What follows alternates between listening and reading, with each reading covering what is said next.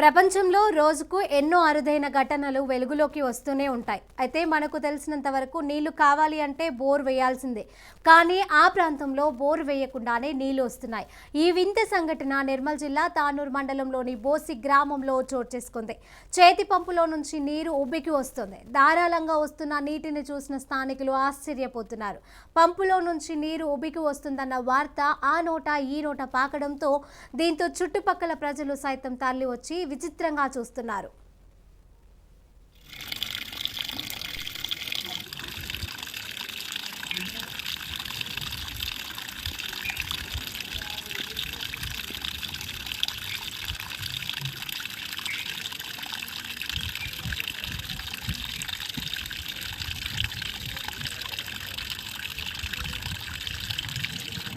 నిర్మల్ జిల్లా తానూరు మండలం బోసి గ్రామంలో మరి ఈ పంపు కొట్టకుండానే పొంగడం అనేది జరుగుతుంది.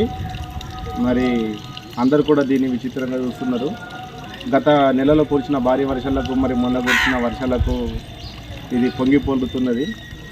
ఎటువంటి మరి కొట్టకుండా కూడా నీళ్లు వాడడం అనేది జరుగుతుంది. దీన్ని అందరూ కూడా ఆసక్తిగా తెలియజేస్తారు.